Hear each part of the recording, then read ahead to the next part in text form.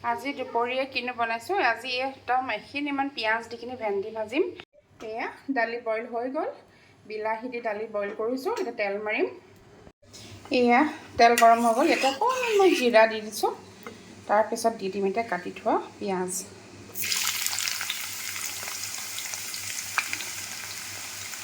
পিঁয়াজখিনি ভাজি ল'ম ভালকৈ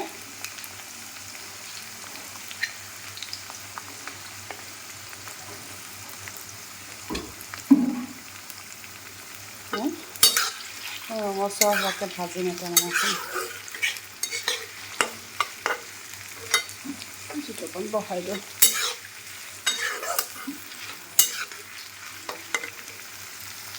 এয়া মোৰ পিঁয়াজখিনি ভাজা হৈ গৈছে অলৰেডি মানে ৰঙচুৱা হৈ গ'ল ইয়াত দিলোঁ মই হালধি অকণমান জলকীয়া গুড়ি দিলে আচলতে কালাৰটো খুব ধুনীয়া আহে সেইকাৰণে দিবলৈ মন যায়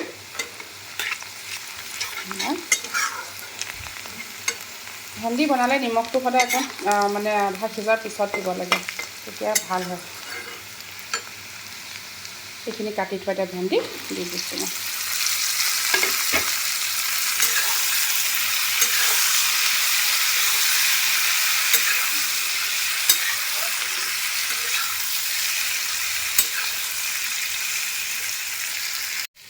এইফালে তেল গৰম হৈ গ'ল দালি তেল মাৰিম ইয়াত দিছোঁ মই পাঁচফোৰণ নৰসিংহ পাত আৰু হ'ল শুকান জলকীয়া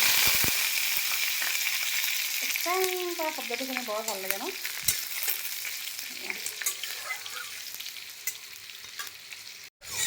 এয়া হৈ গ'ল ইয়াতে মই দি দিম এতিয়া হালধি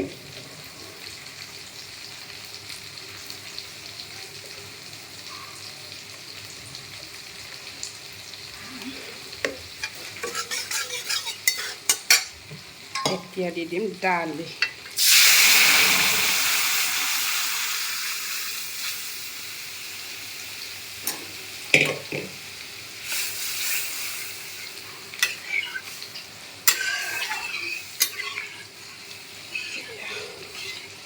ইয়াত দি দিম এতিয়া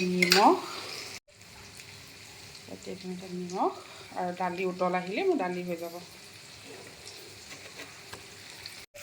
এয়া তেলত মই পিঁয়াজ আৰু নহৰু সৰু সৰুকৈ কাটি দিছোঁ অকণমান ৰঙচুৱা হোৱালৈকে ভাজিব দিছোঁ মানে ভাজি আছোঁ ৰঙচুৱা হোৱালৈকে তাৰপিছত মই ইয়াত কি দিম জানেনে এয়া ৰঙালাও বাকলিৰ সৈতে ৰঙালাও কাটি থৈছোঁ মই এইটো ভাজিম মই ইয়াত দিম মই এতিয়া হালধি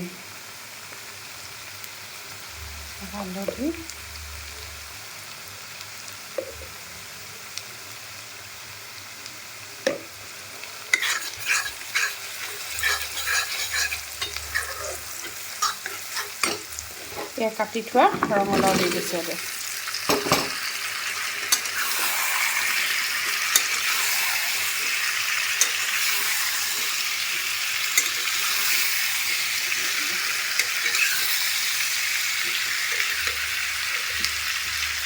ইয়াতে দি দিম এতিয়া নিমখ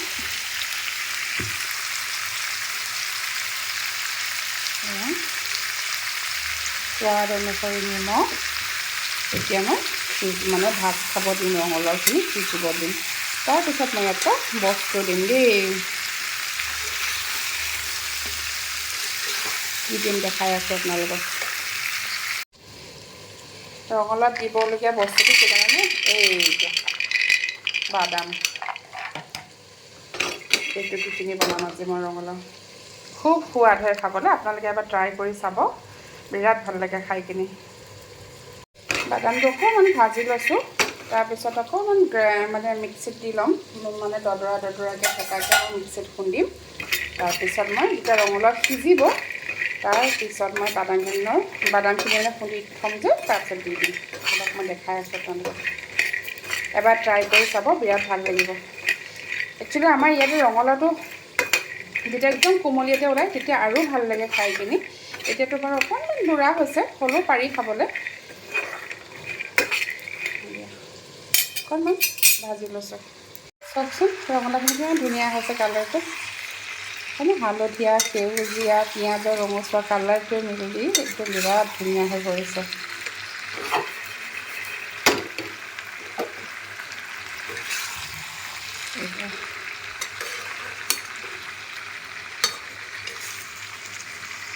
বাদামখিনি ভাজি গ'লোঁ। এতিয়া মই অকণমান ঠাণ্ডা হ'বলৈ থৈ দিছোঁ, তাৰপিছত মই মিক্সিত দিম। এয়া দেখিছেনে, মোৰ ৰঙালাও ভাজি হৈ গ'ল, কমপ্লিট সিজি গ'ল পূৰা।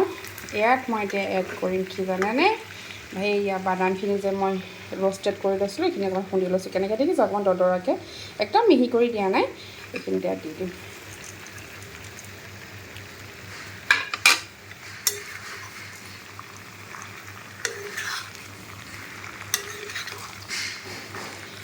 যোনে ৰঙালাও খাই ভাল নাপায় তেওঁলোকে এনেকৈ বনাই খাই চাব এবাৰ, তাৰ পিছত চাব ৰঙালাও একদম ভাল পোৱা হৈ যাব। ঠিক আছে, বিৰাট ভাল লাগে খাবলৈ। আপুনি ৰুটিৰ লগত হওক, অকল গৰম গৰম ভাতৰ লগত হওক, যিহৰ লগতে হ'লেও বিৰাট ধুনীয়া। কালাৰটো কিমান ধুনীয়া হৈছে, দেখিছেনে কিমান ধুনীয়া হৈছে। এবাৰ ট্ৰাই কৰি চাব দেই, মই আকৌ এবাৰ কৈছোঁ কিন্তু। এয়া মোৰ ৰঙালাওৰ ভাজি হৈ গ'ল। এতিয়া মই ভাতৰ থালিখন সজাই লওঁ। এয়া আজি দুপৰীয়া কাঁহী মানে থালি, এয়া গৰম গৰম ভাত, তাৰ লগত আছে ভেন্দি ভাজি, এয়া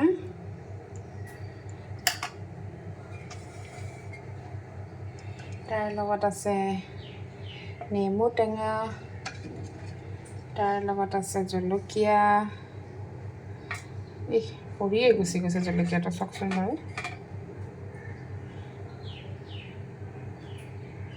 জলকীয়া, তাৰ লগত আছে দৈ। বেলেগৰ কাঁহীবোৰ ইমান ধুনীয়াকৈ সজায়, মোৰতো নহয়েইচোন। আৰু আছে ইয়াতে এয়া ৰঙালাও বাদাম দি বনোৱা, আৰুতো দালিটোতো লাগিবই। এয়া হ'ল দালি। এয়া আৰু এটা বস্তু আছে দেই, কি জানেনে বাৰু, পাপৰ।